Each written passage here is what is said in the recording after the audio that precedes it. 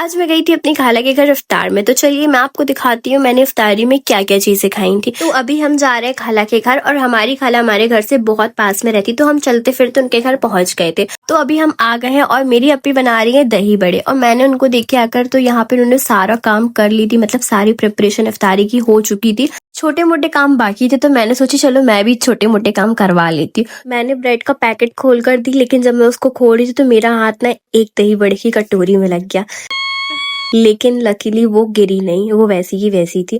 और यहाँ पर अभी वो कर रही थी फिलिंग, ब्रेड के अंदर चिकन की फिलिंग कर दी थी जो भी उन्होंने पेस्ट बना के रखी थी पहले से। और मैं देने जा रही थी खाला को पापड़, और यहाँ पे भी मुझसे एक गलती हो गई थी। वहां पे जो कुछ रखा हुआ था ना वो उस पे गिर गया था। मुझे ऐसा लग रहा था मैं काम करने नहीं काम इनका बढ़ाने आई हूँ, पता नहीं क्यों कुछ ना कुछ गिरी जा रही थी। और लास्ट में ना मेरे से बॉटल भी गिर गई थी।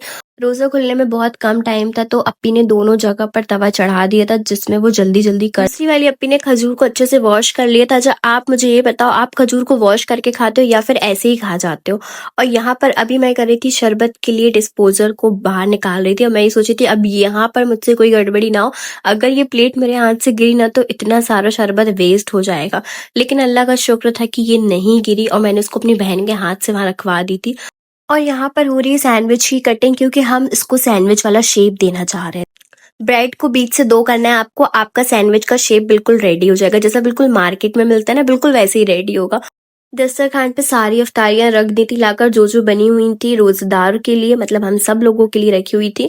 और यहाँ पर हम वेट कर रहे थे इफ्तार का, उसके बाद हमने इफ्तार भी कर लिया था और मैं चली गई थी घर क्योंकि मेरी तबीयत बिल्कुल अच्छी नहीं थी। और फिर मैं कपड़े चेंज करके वापस आई थी खाना खाने के लिए।